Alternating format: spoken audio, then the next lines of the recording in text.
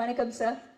வணக்கம் சார், உங்களை பார்த்தாலே ஒரு மெடிடேஷன் ஃபீலிங் வந்துடும், ஒரு தியானம் மாதிரி ஒரு உணர்வு, அது ஏன்னே தெரியாது. முதல்ல எல்லாருக்குமே வணக்கம், எல்லாருக்கும் என்னுடைய பணிவான அன்பான வணக்கம்.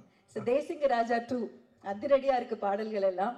நீங்க சொல்லுங்க சார், இந்த படத்துக்கு இசையமைத்த அனுபவம், ஆடியன்ஸ் எப்பவும் போல உங்களுக்கு ஒரு லவ் கொடுத்துக்கிட்டே இருக்கும், சொல்லுங்க. எழிலோட நாம பண்ண முதல் படம் வந்து பூவெல்லாம் முன்வாசம். பூவெல்லாம் முன்வாசம் தான் என்னுடைய முதல் படம், எழிலோட பண்ணது. அவருக்கு அடுத்த படம் என்னோட பண்றதுக்கு 1/4 நூற்றாண்டு பிடிச்சது. அந்த படத்தினுடைய பாடல்கள் அவர் அவ்வளவு தூரம் பாதிச்சிருக்குது. அதுல இருந்து மீண்டு வந்து அடுத்த படம் மறுபடியும் பாட்டு கேட்க 25 வருஷம் இருக்காரு. அவர் ஒரு பெரிய, என்ன சொல்றது, நல்ல இசை ரசிகர்.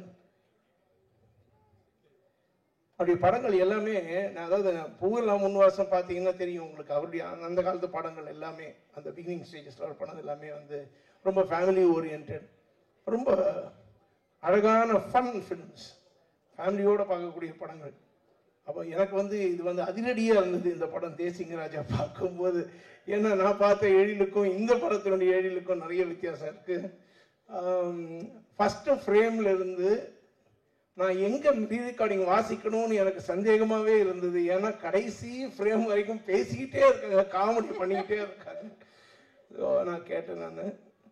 அண்ட் விமலோட எனக்கு I think this my second film, கரெக்டா? நம்ம கருப்பணியப்பன் படம் பண்ணியிருக்கோம், Jannal Oram. such a nice artist. And இந்த படத்தின் மூலமாக அறிமுகமாக இருக்கும் ஜனாவா. Yes. And all the cast and crew எல்லாருக்குமே என்னுடைய மனமார்ந்த வாழ்த்துக்கள். இந்த படம் ஒரு வெற்றி படமாக அமையும் என்று இறைவனை வேண்டுகிறேன். Beautiful sir. அண்ட் ஒரு சாங் ரொம்ப அழகு, எல்லா பாட்டுமே, பட் உங்களோட மெலடி டச் இருக்கக்கூடிய அந்த நிலா மழை எழில், அந்த எழில் அழகா இல்ல எழில் சாருக்கு ஒரு ரிமைண்டரா, அந்த 1/4 நூற்றாண்டுக்கு ஒரு ரிமைண்டரா? இல்ல, அந்த பாட்டு கம்போஸ் பண்ணும்போதே அந்த வார்த்தை அப்படி வந்து விழுந்துருச்சு. அப்படிங்களா? ஆமா. நிலா மழை எழில் அப்படின்னு சொன்னோம், அதை எழில் எதிர்க்கவே உட்காந்துருக்காங்க. அதனால எழிலா, ரொம்ப எழிலா வந்துருச்சு அந்த பாடல், அழகா வந்திருக்குது, அழகா அமைஞ்சிருச்சு. சார், டிஜிட்டல் வந்ததுக்கு அப்புறம் இசையமைப்பது ஈஸி அப்படின்னு நீங்க சில மேடைகள்ல நீங்க சொல்லியிருந்திருக்கிறீங்க. நான் சொல்லல, அப்படி நீங்க சொல்லதா சொல்லிட்டு இருக்கிறாங்க, அது உண்மையா? அதுவும் தப்பு, வேற யாரும் சொல்லியிருப்பாங்க. அதாவது மியூசிக் வாசிக்கிறது, அதாவது இந்த கீபோர்ட்ஸ் ப்ரோக்ராமிங்கு இதெல்லாம் வந்து எளிதாகி இருக்கலாம். கிரியேஷன்ன்றது எளிது கிடையாது, அது தானே உருவாக்கக்கூடிய ஒரு விஷயம். உள்ள இருக்கிறது தான் கிரியேஷன். ஸோ டெக்னாலஜி அதிகமானதுனால வந்து கிரியேஷன் அதிகமாயிடுன்றது கிடையாது, உள்ள இருந்தால் தான் வெளியே வர்றதுக்கு இல்லையா?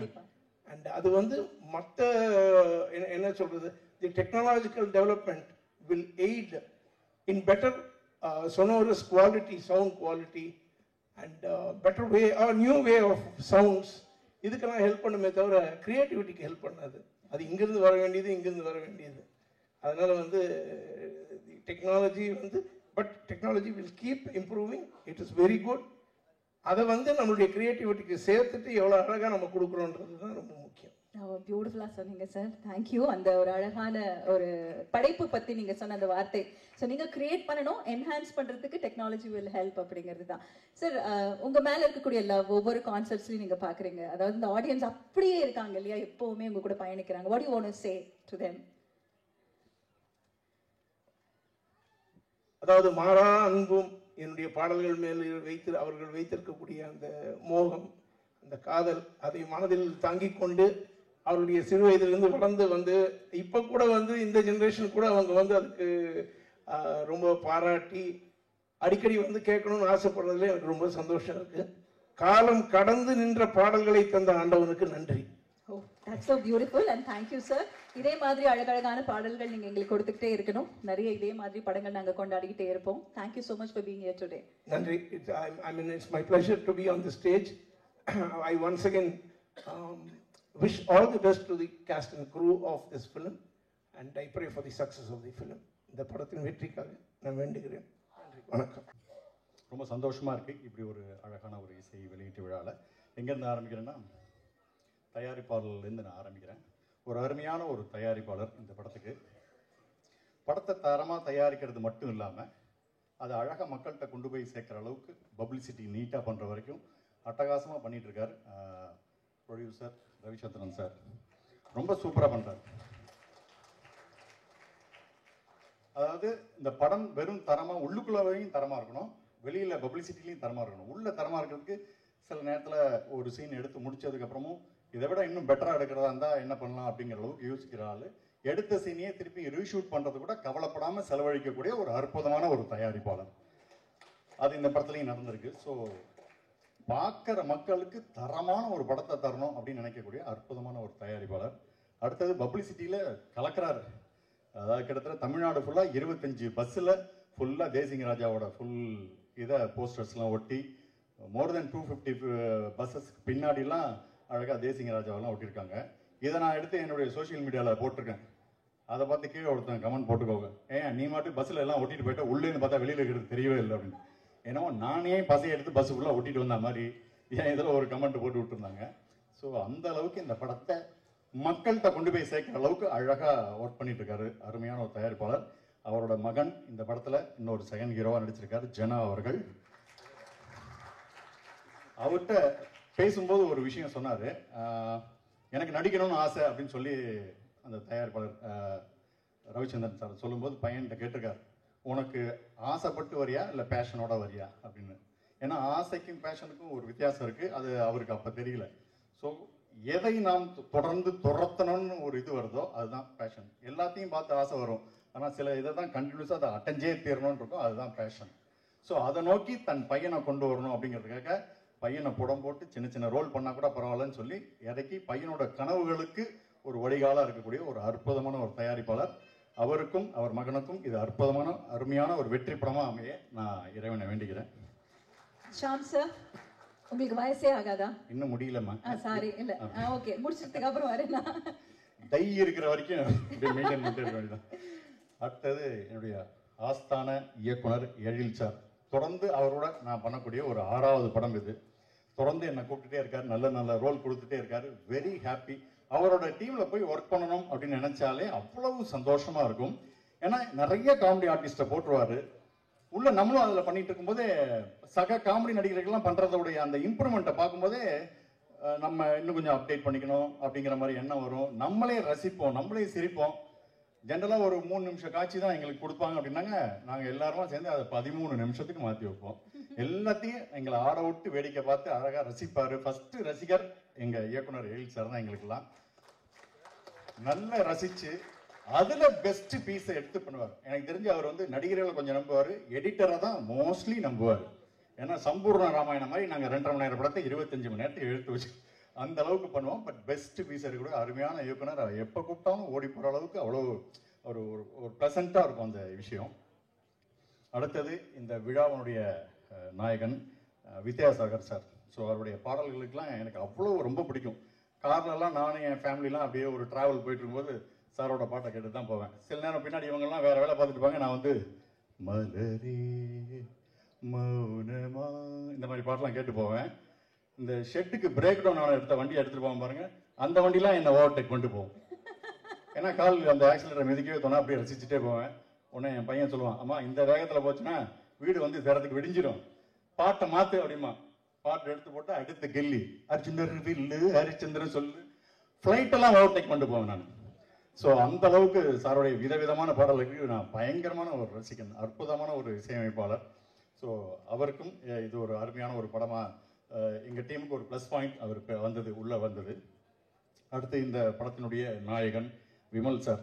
ரொம்ப யதார்த்தமான ஒரு நடிகன். ஆக்சுவலாக இந்த கமல் சார், ரஜினி சார் இவங்களோட காலத்தில் கார்த்திக் சார் ஒரு வித்தியாசமான பர்ஃபார்மன்ஸ் பண்ணுறதா நிறைய பேர் எல்லாம் சொல்லுவாங்க. இவங்களெல்லாம் தாண்டி அது அவர் வேற மாதிரி இருக்கணும். அது மாதிரி இப்போ விமல் சாரோட பர்ஃபார்மன்ஸ் அப்படி இருக்கும், வித்தியாசமாக இருக்கும். அவர் வந்து உதடே அசையாமல் பேசுகிற மாதிரியான விஷயம் தான் எனக்கு ஆச்சரியமாக இருக்கும். என்ன புரியுதா உங்களுக்கு, என்ன டைலாக் அப்படியே இருப்பார். என்ன பேசுகிறாரு அவர், லிப் மூமெண்ட்டே காணமேன்னு தேடுற மாதிரி இருக்கும். சப்போஸ் அந்த டைலாக்ல மாம்பழம் இருந்துன்னு வச்சுங்களேன், டப்பிங்கில் வந்து சார் மாம்பழம் இல்லை சார் அது கொய்யா பழம்னா அவரோட லிப்பில் கொய்யா பழம்னு போட்டுக்கலாம், ஸ்ட்ராபெரின்னு கூட போட்டுக்கலாம். அந்த மாதிரி லிப் மூமெண்ட் எதுக்கும் சூட் ஆகிற மாதிரி ஒரு அழகாக சட்டிலான பர்ஃபார்மன்ஸு, அடுத்தவங்க நடிக்கிறது, அவங்க வேலையை பாருங்க, நான் என் வேலையை பார்க்குறேன். அடுத்தவங்களை பார்த்து பொறாமப்படுறதோ அதுவோ கிடையாது. இவருக்கு ஏன் சார் சீனை ஏற்றிட்டீங்க, எனக்கு ஏன் சார் கம்மி, ஒன்றுமே கிடையாது. டைரக்டர் ஃப்ரெண்ட்லி ஆர்டிஸ்ட் அப்படின்னா விமல் சார் தான் நான் சொல்லுவேன். அற்புதமான ஒரு இது. அவர் கூடயும் சேர்ந்து ஒரு 3-4 படங்களுக்கு மேலே நடிச்சிட்டேன். இதுக்கப்புறம் எங்களோட மொத்த டீம் இருக்குது பாருங்கள், ஜாலியான ஒரு டீம். ரவி மரியா சார்லேருந்து, புகழ்லேருந்து, இன்னும் எத்தனை, சாமிநாதன் சார், சிங்கமொழி சார், எல்லாம் எனக்கு பிடிச்ச ஃபேவரட் ஆர்டிஸ்ட்டு. ஜென்ரலாக ஒரு படத்தில் ஹீரோ ஹீரோயினுக்கு கெமிஸ்ட்ரி ஒர்க் ஆகும் இல்லையா, இந்த படத்தில் எனக்கும் புகழுக்கும் ஒரு கெமிஸ்ட்ரி ஒர்க் அவுட் ஆகிருக்கு. அந்த அளவுக்கு எங்களோட காம்பினேஷன்ஸ். அவர் லேடி வேஷன் போட்டே நடிச்சிருக்காரு இல்லையா, இந்த படத்தோட 4வது ஹீரோயின் புகழ் தான். ஸோ நிறைய மெனக்கெட்டிருக்காரு புகழ். அவரோட சேர்ந்து நடித்த சீன்ஸ்லாம் ரொம்ப சுவாரஸ்யமாக வந்திருக்குன்னு சொல்லிட்டு இருக்காங்க. அடுத்தது கேமராமேன் சார், செல்வா சார். அது என்ன சொல்கிறது, அனைத்து டேரக்டர்களுக்கும் ஃப்ரெண்ட்லி. அவர் கிட்டத்தட்ட எனக்கு தெரிஞ்சு 150 வருஷம் இருக்கீங்களா சார் சினிமாவில்? அவ்வளோ 40 வருஷம். Wow, superb. ஸோ எல்லா டேரக்டருக்கும் ஃப்ரெண்ட்லியான ஒரு ஆர்டிஸ்ட், ஃப்ரெண்ட்லியான ஒரு கேமராமேன் அப்படின்னு சொல்லணும். ஸோ அட்டகாசமான குழு, அருமையான ஒரு படம், ஒரு ஃபன் ரைடான ஒரு படம். உள்ளே வந்தால் கொடுத்த காசுக்கு வஞ்சனை இல்லாமல் கலகலன்னு சிரிச்சுட்டு போகக்கூடிய அற்புதமான ஒரு படம். ஸோ கண்டிப்பாக நீங்கள் பார்த்தா திருப்தியாக இருக்கும். எனக்கும் இந்த படம் மூலிமா நல்ல பேரும்னு நினைக்கிறேன். பேச வாய்ப்பளித்த அனைவருக்கும் நன்றி. படத்தை தேட்டரில் வந்து பார்த்து உங்களோட ஆதரவு. நன்றி. Thank you sir, thank you. பட் ஒன்னே கேட்கணும், உங்களோட எனர்ஜி. ஏன்னா இந்த படத்துல வந்து நீங்க ஜீப்ல தொங்கிட்டு போறீங்க, போலீஸ் ஜீப்பை அர்ஜுன் அறிவில் கேட்டுட்டு ஓட்டுற மாதிரி வேகமா ஓட்டுறீங்க. அந்த எனர்ஜி வந்து அவ்வளோ ஹை எனர்ஜியா இருக்கு. சார் சொன்ன மாதிரி படம் முழுக்க எல்லாரும் பேசிட்டே இருக்காங்க, ஆக்டிவா இருக்காங்க, ஓடிக்கிட்டே இருக்காங்க அப்படின்ற மாதிரி. உங்களுக்கு வயசே ஆகாதான் நான் கேட்டதுக்கு அங்கேதான் நான் கேட்டேன். ஸோ அந்த எனர்ஜி எப்படி மெயின்டைன் பண்ணீங்க, அதை பத்தி சொல்லுங்க. என் ஒய்ஃப் வந்திருக்காங்க இந்த இதுக்கு. ஆக்சுவலாக நீங்கள் எப்படி இவ்வளோ இளமையாக இருக்கீங்கன்னா, நான் அவரை சந்தோஷமாக வச்சுருக்கேன் அப்படின்பா அவ. அதனால் அவள் என்னை ஹாப்பியாக வச்சுருக்கா, நான் ஹாப்பியாக இருக்கேன். போகிற யூனிட் எல்லாமே நடிக்கிற படம் எல்லாமே காமெடி படம் தான் மோஸ்ட்லி. ஸோ நானும் சிரிக்கிறேன், சிரிக்க வச்சுட்ருக்கேன். அதனால் லைஃப் ஹாப்பியாக போயிட்டுருக்கு. கொஞ்சம் முடி கொட்டலை, அதனால ஓடிட்டுருக்கு குழப்பு. உண்மையை சொன்னதுக்கு நன்றி சார், தேங்க்யூ தேங்க்யூ. இதே மாதிரி எனர்ஜியோடு நீங்கள் ஸ்க்ரீனில் எப்போவுமே எங்களுக்காக அழகழகான படங்கள் கொடுக்கணும். மேம் உங்களை இதே மாதிரி ரொம்ப ஹாப்பியாக வச்சுக்கிட்டே இருக்கணும். Thank you thank you thank you sir, thank you so much. அனைவருக்கும் முதற்கண் நன்றி. ஏன்னா இந்த படத்தை வெற்றியாக கொண்டு போய் சேர்க்க வேண்டியது உங்கள் கையில் தான் இருக்கு. இது சத்தியமாக சொல்கிறேங்க, நான் ஒவ்வொரு இன்டர்வியூவும் சரி, எங்கே போனாலும் சரி, மதகஜ ராஜா எப்போ ரிலீஸ் ஆனாலும் சூப்பர் ஹிட்டுன்னு. அதே மாதிரி தாங்க இந்த படமும். தேசிங்கராஜ் டு ஆரம்பத்தில் எண்டு வரைக்கும் சும்மா கலகலகலகலகலன்னு சூப்பராக. நீங்கள் பார்த்த முதல் தேசிங்கராஜா, வேலைன்னு வந்துட்டா வெள்ளக்காரன், அதே மாதிரி இதுவும் மிகப்பெரிய சக்ஸஸ். அவர் படம் எல்லாமே சக்ஸஸ் தான். காமெடியை ரசிக்க அந்த டைரக்டருக்கு ஒரு இது வேணும். அது நம்ம எழில் சார் ரசித்து ரசித்து எடுப்பார். நாங்கள் சீரியஸாக எடுப்போம். படத்தில் நீங்கள் பார்க்குறப்போ அது பயங்கர காமெடியாக இருக்கும். விமல் சார் செம்ம ஜாலியாக, ரொம்ப எங்களுக்கெல்லாம் அவ்வளோ ஹாப்பியாக இருந்தது. நான், சிங்கம்புலி சார், எங்களோட சாம்ஸு, புகழ், நிறைய நடிகர், ரவி மரியான் சார் பின்றாரு. எங்கே போட்டி போடவே முடியாது அந்த அளவு எல்லாருமே ரொம்ப. அதே மாதிரி ரோபோ சங்கர் சார் இந்த படத்தில் நீங்கள் எதிர்பார்க்குற ஒரு வித்தியாசமான ஒரு விஷயம் பண்ணியிருக்காரு. நீங்கள் படம் பாருங்கள், ரொம்ப நல்லா இருக்கும். மியூசிக் டைரக்டர் நம்ம வித்யாசாகர் சார், ரொம்ப வருஷ நண்பர். அவருடைய மெலோடி சாங்கும் சரி, டப்பாங்குத்து சாங்கும் சரி, எல்லா சாங்குமே கலக்கலாக இருக்கும். வித்யாசாகருக்கு ரொம்ப தேங்க்ஸ், ரொம்ப நன்றி. கேமராமேன் செல்வா சார், அதாவது எங்களோடு இணைஞ்சு ரொம்ப ஜாலியாக உட்காரவே மாட்டாருங்க. பரபர வேலை செஞ்சே ராத்திரி 12 ஆகிடும். என்ன சார் அப்படின்னு கேட்க, அவர் ஜாலியாக எங்கள் கூட ஒர்க் பண்ணிட்டு இருப்பார். அவருடைய அசிஸ்டன்ஸுக்கும், இந்த முருகன் சார், ஞானசேகர் சார், டைரக்டரோட கோ டைரக்டர் அசிஸ்டண்ட்டுங்க, எல்லாருக்கும் நன்றியை தெரிவிச்சுக்கிறேன். இந்த படத்தோட காஸ்டியூம் டிபார்ட்மெண்ட்டு, இந்த படத்தில் இருக்க மேக்கப், எல்லாருமே ரொம்ப ஹெல்ப்ஃபுல்லாக இருந்தாங்க. எல்லாருக்கும் நன்றியை தெரிவிச்சுக்கிறேன். எனக்கு வாய்ப்பு கொடுத்த எழில் சாருக்கு ரொம்ப ரொம்ப நன்றி. இங்கே வந்திருக்கிற திரையுலக டைரக்டர்கள் மற்றும் தயாரிப்பாளர்கள் அத்தனை பேருக்கும் ரொம்ப நன்றி. எழில் சாருக்கு மீண்டும் நன்றி. மெயினாக ப்ரொடியூசர் சாரை சொல்லணும். அங்கே வந்துட்டு படம் எப்படி நடக்குது, எப்படி போயிட்டு இருக்கு, இந்த கேள்வியெல்லாம் கேட்கவே மாட்டேன். நீங்கள் சாப்பிட்டீங்களா, நீங்கள் இது பண்ணீங்களா, உங்களுக்கு இது வந்துச்சா, நீங்கள் அப்படி எங்களை கவனிச்சுக்கிட்டே இருப்பார். அதான் அந்த ப்ரொடியூசரோட சிறப்பு. அவர் பையன் ஜனா புதுசு மாதிரியே தெரியாது, அவர் நல்லா நடிச்சிருக்காரு. சூப்பர் படம், தியேட்டரில் பாருங்கள். சூப்பர் காமெடி படம், உண்மையாக சொல்கிறேங்க, சத்தியமாக சொல்கிறேன். என்னோட வேலையை குறைச்சிட்டீங்க சார். எல்லாத்தையும் ரொம்ப அழகா பேசிட்டீங்க. நீங்க சொல்லுங்க சார். இப்ப கண்டிப்பா நிறைய பேர் இருக்காங்க. ரவி மரியா சார், சிங்கம்புலி சார், நீங்க நிறைய படங்கள் எல்லாரோடய ஒர்க் பண்ணிருப்பீங்க. அண்ட் விமல் சார், இவங்க எல்லாருமே இந்த காம்பினேஷன்ல தேசிங்க ராஜா 1 போல இதுவும் ஹிட் ஆகும்னு சொல்லிட்டீங்க. நீங்க செட்ல இருந்தா என்னெல்லாம் நடக்கும்? ஏதாவது ஒரு கலாட்டா பத்தி சொல்லுங்க சார். ஏதாவது கலாட்டா நடந்துகிட்டே இருக்கும். ரவிமோகன் சார் ஒரு கிண்டல் பண்ணிட்டு அப்படி இடுப்பு கிள்ளி விட்டு போயிட்டே இருப்பாரு. திடீர்னு விமல் சார் ஒரு காமெடி பண்ணிட்டு போயிட்டு கலாலகலாம் தான் இருப்போம். ஆனா சீன் வந்துட்டா சீரியஸா இருக்கணும். எடில் சாருக்கு விளையாட்டுத்தனமா இருக்கக்கூடாது. ஏன்னா அவர் என்ன நினைக்கணும், என்ன எடுக்கணும்னு நினைக்க நமக்கு சொல்லி கொடுப்பாரு. நம்ம எங்கேயாவது மிஸ் ஆனா கூட சாமி இதை பண்ணுங்க, இதை பண்ணுங்க, ஒவ்வொருத்தருக்கும் அவர் சொல்லி கொடுப்பாரு. அந்த அளவுக்கு அவர் அவ்வளோ இன்வால்வ்டா ஒர்க் பண்ணுவார். எழில் சாருக்கு ரொம்ப தேங்க்ஸு, ரொம்ப ரொம்ப தேங்க்ஸு. அவர் படத்தில் நான் ஒரு 5-6 படம் நடிச்சிருக்கேன். எல்லா படத்துலையும் என் கேரக்டர் ஹிட்டு. அதே மாதிரி இந்த படத்தில் எல்லா கேரக்டரும் ஹிட்டு. அத்தனை கேரக்டருக்கும் ஒரு விஷயத்தை வச்சிருக்காரு. எல்லாருமே ஜாலியாக பண்ணிருக்காங்க. புகழாக வந்து கலக்கியிருக்காரு. இந்த மாதிரி படம் நீங்கள் பாருங்கள். நாங்களே எங்களை புகழ்ந்துக்க கூடாது. நீங்கள் தேட்டரில் பார்த்துட்டு உண்மையை எழுதுங்க. அதுதான் முக்கியம். Thank you sir. தேங்க்யூ. உங்கள் அன்புக்கு நன்றி. வணக்கம்மா. உங்களுக்கு ஏன் சொன்னா எந்த டைம் மீட்டர் வைக்கல. அவங்க கிட்டயே எத்தனை நிமிஷத்துல யார் அனுப்பணும் முடிவு பண்ணி தான் அவங்கள கேள்வி கேட்க வச்சிருக்காங்க. மற்ற இடத்துல எங்க கிட்ட மைக் கொடுத்தா 1.5 மணி நேரம் 2 மணி நேரம் பேசுவோன்ட்டு அழகா சொல்லிட்டாங்க. யார் லென்த்தா பேசணும் நீ ஏதாவது கேள்வி கேட்டு அனுப்பிச்சு. தேங்க்ஸ்மா. அதுக்குதான் உங்களை செட் பண்ணி வச்சிருக்காங்க. பேரன்புக்குரிய பெரியவர்களே, தாய்மார்களே, வாக்குரிமை பெற்ற வாக்காளர் பெருமக்களே, நாட்டை இருக்கின்ற இந்த வெளியீட்டு விழாவிற்கு வருகை தந்திருக்கும் அனைவருக்கும் அன்பு கலந்த வணக்கம். இது தேர்தலுக்காக பேசல. ஆனா இந்த பேச்சு பேசினாவே தேர்தல் நினைச்சிடறாங்க. இதை ஏன் இங்க சொல்றேன்னா, படத்தை பார்த்துட்டு ஆளுக்கு ஒரு விமர்சனம் இருக்கும். வீட்டுக்குள்ள இருக்கிறவனும் பார்த்துட்டு சொல்லலாம். இந்த யூடியூபர்ஸ் தப்பா நினைச்சுக்காதீங்க, என்னடா இப்படி பேசுறேன்ட்டு. ஒருவேளை இது என்னுடைய ஆதங்கமா இருக்கலாம், இல்லை இது வலியா இருக்கலாம். அதோடைய வெளிப்பாடு தான். நீங்க கொஞ்சம் நினைச்சு பார்த்தீங்கன்னா தெரியும். கல்யாணம் பண்ணிப்பார், வீட்டை கட்டிப்பார், படத்தை எடுத்துப்பார், ரிலீஸ் பண்ணிப்பார், அதை விட கஷ்டம் தெரியும். அதுபோல ஒரு படத்தை ரிலீஸ் பண்ணிட்டு அப்புறம் நீங்க விமர்சனம் பண்றீங்க, ரைட். அதுக்கு முன்னாடி உங்களுக்கு நான் ஒன்று சொல்றேன். ஒரு 10 நிமிஷம் கண்டென்ட் ஏதாவது எடுத்துங்க. 10 நிமிஷம் கண்டென்ட்டுக்கு எத்தனை ஆர்டிஸ்ட் வேணும் புக் பண்ணுங்க. லொகேஷன் பாருங்க, காஸ்டியூம் போடுங்க, மேக்கப் போடுங்க, ப்ராப்ஸ் கொண்டு வந்து வைங்க, ஷூட் பண்ணுங்க, எடிட் பண்ணுங்க, ஆர்ஆர் போடுங்க, அப்லோட் பண்ணுங்க, ஹேஷ்டேக் போடுங்க, டேக் போடுங்க, டிஸ்கிரிப்ஷன் வைங்க, லோட் பண்ண அப்புறம் தம்ப்லைன் வைங்க, அதுக்கப்புறம் போஸ்ட் பண்ணுங்க. யோசித்து பாருங்க. 10 நிமிஷம் கண்டென்ட்டே உங்களால எடுக்க முடியல. ஒரு படத்தை பார்த்துட்டு வந்து 1/2 மணி நேரத்துக்கு அந்த படம் இப்படி இருக்கா அப்படி இருக்குன்னு நீங்க வியூஸுக்கும் உங்களுக்கு பணம் வேணுன்றதுக்காக எங்களை பணயமா வைக்கிறீங்க. உங்களால முடிஞ்சா 10 நிமிஷம் படத்தை நீ எடுத்துட்டு அதுக்கு இருக்கிற கஷ்டத்தை பாருங்க. 10 நிமிஷம் எடுக்க போதும். 2 நாள் ஷூட்டிங் வரும் கிட்டத்தட்ட ஒழுங்கா எடுத்தா. இன்னைக்கு வந்தவங்க நாளைக்கு வர மாட்டாங்க. நாளைக்கு வந்தானா முடி வெட்டு வந்துருவான், ஷேவ் பண்ணிட்டு வந்துருவான், ஷர்ட்ல பட்டன் போட மாட்டான், இல்லை ஏதாவது ஒன்று இருக்கா, கண்டினியூட்டி கூட பார்க்க முடியாது 10 நிமிஷத்துக்கு. அடுத்த நாள் அதே மாதிரி எல்லாம் கிடைக்கிறது கஷ்டம். அடுத்த நாள் நம்ம நைட் எஃபெக்ட் வச்சிருக்கலாம். ஈவினிங் ஒருவேளை லைட் போயிடுச்சுனாலும் கஷ்டம், வந்துட்டாலும் கஷ்டம்.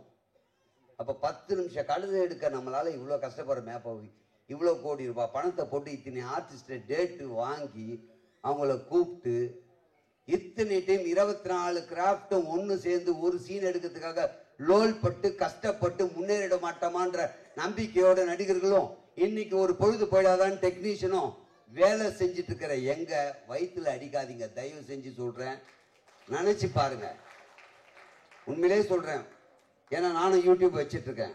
ஒரு 10 நிமிஷம் 5 நிமிஷம் கண்டென்ட்டுக்கு ஒருத்தர் கேட்டா வரேன்னு சொல்லிட்டு வராமல் போயிடுவாங்க. அன்னைக்கு மீதி பேர் வந்தவங்க என்ன கேள்வி கேட்பாங்க, என்னங்க இன்னைக்கு இல்லைன்றீங்க, அவங்க வரலன்றதுக்கா. ஒரே ஒரு ஆள் வரலன்னா நாங்கள் இவ்வளோ வாங்கி கட்டிக்கிறோம். ஷூட் பண்ணும் போது ஒரே ஒரு லைட்டு கொஞ்சம் இருந்தால் கிளார் வருது, வீடியோ பார்க்க மாட்டேன்றாங்க. அடுத்தடுத்த சீன் கொஞ்சம் லேக் ஆச்சுன்னா தள்ளிட்டு போயிடறான். 5 நிமிஷம் 10 நிமிஷம் வீடியோவுக்கே கஷ்டப்படுறமே. அப்போ இந்த படங்களை பற்றி தேவையில்லாம, அதாவது நீ விமர்சனம் பண்ணுங்க, நான் வேணான்னு சொல்ல, ஆனால் எல்லாரும் பார்க்கட்டுமே, பார்த்துட்டு அவங்க விமர்சனம் சொல்லட்டும். பொதுமக்கள் விமர்சனம் சொல்லிட்டோம், நாங்கள் ஏற்றுக்கிறோம். ஏன்னா எல்லாருக்கும் ஒரு கருத்து இருக்கும். இந்த படம் பார்க்கும்போது இந்த படத்துல எனக்கு இது கரெக்டா இருந்தது, இது இல்லை, இது வேணும், இது நல்லா இல்லை, அவங்களுக்கு ஒரு விமர்சனம் இருக்கும். அது என்ன நீங்க பார்த்துட்டு இந்த படத்துடைய முழு படத்தையும் நீங்க தான் ஏதோ எடுத்த மாதிரியும் இதுல தப்பு இருக்கா மாதிரியும் சொல்லும் போது சத்தியமா அதுல பாதிக்கப்படுறது திரையுலகம் தான். தயவு செஞ்சு அதை புரிஞ்சுக்குங்க. உங்களுடைய ஒரு நாள் வருமானத்திற்காக, உங்களுக்கு வியூஸ் வேணுன்றதுக்காக, உங்களுக்கு சப்ஸ்கிரைபர் வரணுன்றதுக்காக தயவு செஞ்சு இந்த வேலையை செஞ்சிடாதீங்க. மீண்டும் ஒரு முறை, எங்கள் திரைப்படத்தை வாழ வைப்பது தயாரிப்பாளர்கள் என்றால் அதை விட ஒரு படி மேலே நீங்கள் ஊடகத்தவர்கள் தான் எங்களை வாழ வைக்கிறீங்க. ஆனா அப்படியாப்பட்ட நீங்களே இந்த தவறு செய்யாதீங்கன்னு அன்போடு கேட்டுக்கிறேன். நீங்க ஏதாவது கேள்வி கேளுங்க. எனக்கு கொடுத்த டைமுக்கு மேல பேசிட்டு சொல்லுங்க. இல்ல சார், ஆக்சுவலி ரொம்ப தேவையான ஒன்று நீங்க சொல்லியிருக்கீங்க. ஐ திங்க் படம் எல்லாம் தாண்டி அந்த படம் நிலை நிற்கிறதுக்கும் அது வெற்றி பெறுவதற்குமான முக்கியமான விஷயம் சொல்லிருக்கீங்க. தேங்க்யூ சோ மச் சார், ரொம்ப அழகா பேசுனீங்க. இந்த படம் பத்தி சொல்லுங்க சார், உங்களோட அனுபவம் பத்தி சொல்லுங்க. இப்ப நம்ம படத்துக்கு வருவோம். நிச்சயமா எழில் சாருடைய படத்தில் நடிக்கும் போது எல்லாருக்குமே ஒரு மகிழ்ச்சி இருக்கும். அவங்க எல்லாரும் சொல்ற மாதிரி தான். என் மனைவி, என்னுடைய தாய் தந்தையர், என் குடும்பத்தினர் கூட என்னை பேச வச்சு அழகு பார்த்துருக்க மாட்டாங்க. எழில் சார் என்னை பேச வச்சு அழகு பார்த்துருக்கு. பேசட்டும் போதும், நான் எவ்வளோ பேசுகிறானோ பேசட்டும். மானிட்டராண்ட பார்த்து சிரிச்சுக்கிட்டே இருப்பார். இப்படி ஒரு இயக்குனர் பார்க்க முடியாது. எதுக்கு இவ்வளோ அப்படின்னு சொல்லுவாங்க. சி, அவன் பேசணும் ஆசைப்படுறான், பேசட்டும், எது வேணுமோ வச்சுக்கலாம், அதில் தெளிவாக இருக்காரு. அது மாதிரி ஒரு அருமையான இயக்குனர். எல்லாருக்குமே ஒரு நல்ல ஒரு வாய்ப்பு எங்களுக்கெல்லாம் கொடுத்துருவார். எப்பயுமே யார் என்ன செய்ய வர அவங்ககிட்ட ஏதோ ஒன்று இருக்கு அப்படின்னா வெளியே வரணும்ல, வரதுக்கு முன்னாடியே கட் பண்ணா அந்த விஷயத்துல எங்களுக்கு வந்து எழில் சாருடைய இந்த விஷயம் எங்களை நிறைய பேரை காப்பாத்திருக்கு. அதே மாதிரி எங்க ஃபேமிலியில, அதாவது இந்த படத்துல படமுடைய டீமு எல்லா படத்துலயும் வச்சுட்டு இருப்பாரு. நீங்க அவருடைய படம் பாருங்க, இதுல இருக்கிற டீம் மொத்த பேரும் அடுத்த படத்துலயும் இருப்போம். ஏய் அதே முகண்டா, வேணாம் புதுசா யாருன்னா போடுவோம். இவர்கள் எல்லாம் என்னுடைய குழந்தைகள்ன்ற மாதிரி, என்னுடைய பள்ளியில் பயின்றவர்கள்ன்ற மாதிரி எல்லாருக்குமே வாய்ப்பு கொடுப்பாரு. அது எங்களுக்கு பெரிய விஷயம். ஏன்னா படத்துல நீங்க ஒரு சீன் இந்த ஓரமா நின்னா கூட திரைப்படத்துல நின்னா அதுக்கு மதிப்பு வேற. அதுவும் எல்சார் படத்துல நின்னா அதை விட மதிப்பு வேற. அப்ப யாருமே ஏமாந்துடக்கூடாது. எல்சார் படம் பண்றாருன்னா எங்களை எல்லாம் கூப்பிட்டுருவாருன்னு நம்பிக்கையா இருப்போம். அப்படி இன்னைக்கு பலர் நம்பிக்கையா இருக்கக்கூடிய ஒரு விஷயத்தை தொடர்ந்து கொடுக்குறாரு. உங்களுக்கு மிகப்பெரிய நன்றி சார். இதுக்கு மேல பேச விட மாட்டாங்க சார், தெரியும். சொல்லுங்கம்மா, இன்னும் எதுவும் இல்ல. கரெக்டா முடிச்சிட்டீங்க மீட்டர்ல. Thank you sir. தேங்க்யூ, உங்களுக்கு ரொம்ப நன்றி. Thank you sir. சொன்ன மாதிரி எல்லாருக்குமே ஒரு விஷயம் சொல்லிடுறேன். வருகின்ற 11ஆம் தேதி இவ்வளவு பேசியிருக்கேன். தியேட்டருக்கு வந்து படம் பார்த்து எங்களை போன்ற கலைஞர்களுக்கும் இயக்குனருக்கும் திரையுலகத்தையும் வாழ வைப்பீர்கள் என்ற முழு நம்பிக்கையோட போறேன். தியேட்டர்ல போய் படம் பாருங்க. நன்றி. Thank you so much. Thank you sir. Thank you. அந்த அதிரடியான பேச்சிற்கு நன்றி.